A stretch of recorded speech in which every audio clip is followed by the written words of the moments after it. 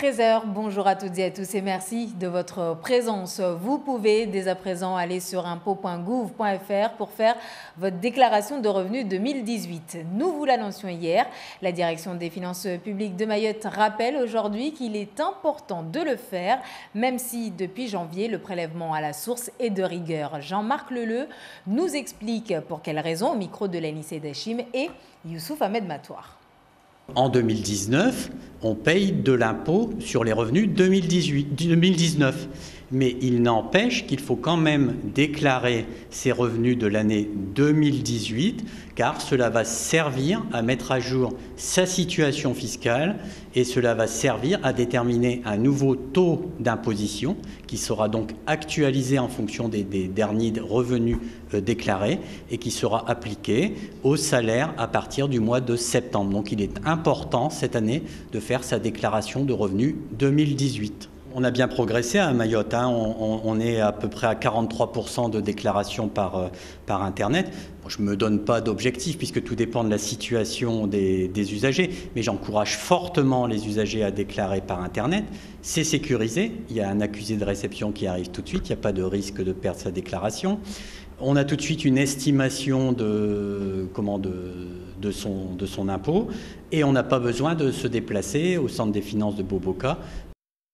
Il faut baisser les impôts et ce de façon rapide, sans plus de précision. Les mots du Premier ministre Édouard Philippe lors de la restitution lundi à Paris des doléances sur du grand débat national qui aura duré 3 mois. Un débat en réponse au mouvement des Gilets jaunes, ce qu'il fallait retenir avec Jean-Baptiste Marteau.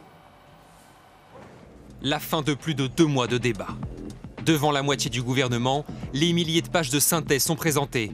Édouard Philippe ne donne que quelques pistes, pas question de griller la politesse au président et retient 2 choses. Un immense besoin de justice et d'équité.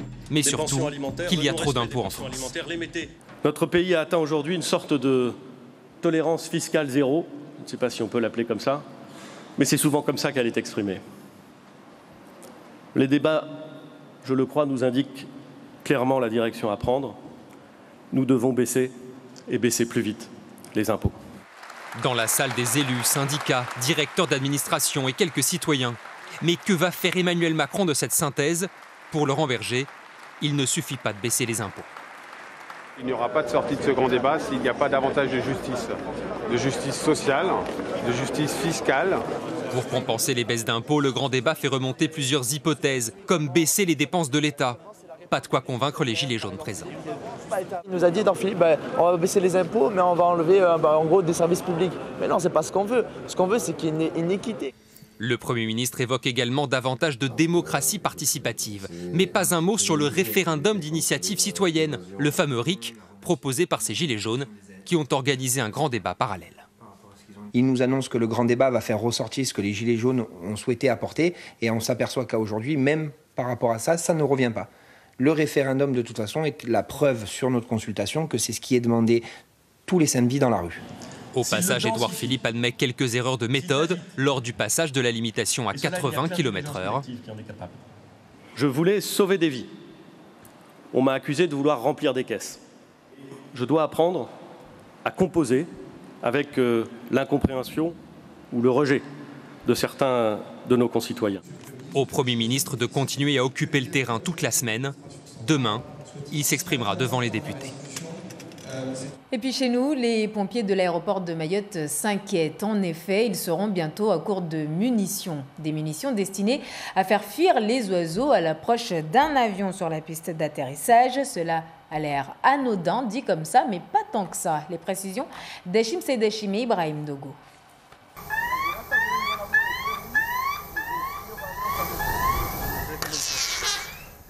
Les pompiers de l'aéroport interviennent à chaque mouvement d'avion commercial de plus de 12 mètres. Leur mission, effaroucher les oiseaux se trouvant sur la piste à chaque décollage et atterrissage des avions.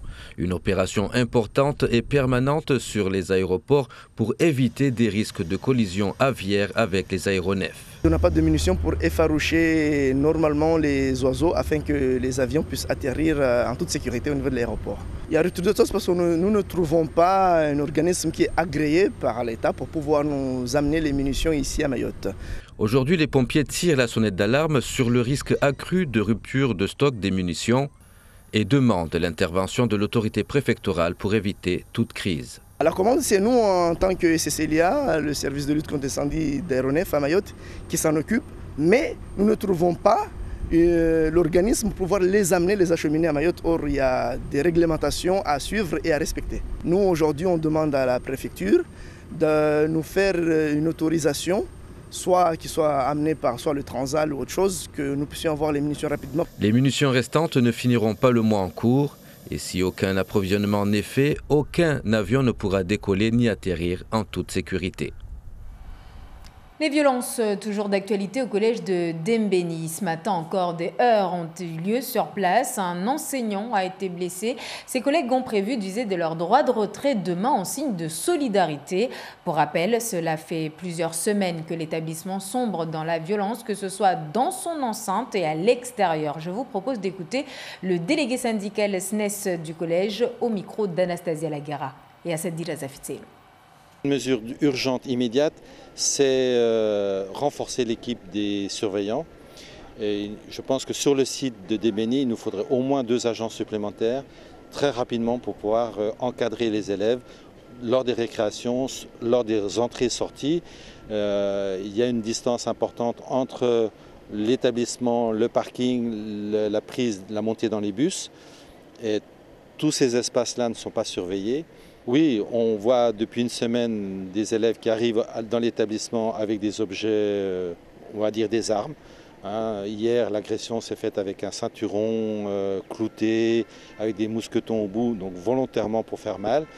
Il faut que empêcher ça absolument.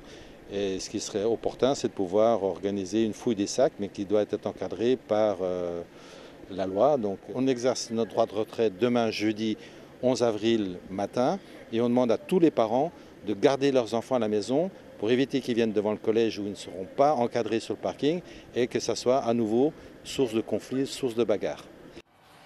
Être vigilant à la tombée de la nuit en allant vers le sud de l'île, tout le monde le devient ou presque avec les attaques subies par certains automobilistes et de roues ces derniers jours. Les coupeurs de route ont repris du service. Le jeu du chat et de la souris est donc de mise avec les forces de l'ordre. Henriette Bonaïssa. Le retour des coupeurs de route plonge la population dans une profonde inquiétude. Les événements de 2018 sont encore dans les esprits. 20 agressions y ont été commises par les coupeurs de route. Au regard des événements de la semaine dernière, la vigilance est de mise. J'ai dû changer de comportement. J'ai peur de conduire ma moto la nuit. Je préfère faire toutes mes courses dans la journée et dès 16-17 heures me retrouver chez moi. Les coupeurs de route me font vraiment peur. Ils agressent les gens sur les routes. C'est traumatisant. On ne trouve pas une moto dans une poubelle. On dépense des sous pour en avoir. Ils nous tabassent, nous blessent et nous dépouillent. Je ne sors pas la nuit. Je reste chez moi. Je mange et je dors. Dès qu'on est dehors, on risque de se faire agresser au couteau, au coupe-coupe, et ça, c'est pas bien, donc mieux vaut rester chez soi. C'est justement sur cet axe routier, la RN2, où ces agressions sont commises. En 2019, depuis le début de l'année jusqu'à ce jour, nous avons enregistré 4 faits qui ont été commis, essentiellement sur le secteur de la brigade territoriale autonome de Sada, pour 3 d'entre eux, et 1 sur Koungou.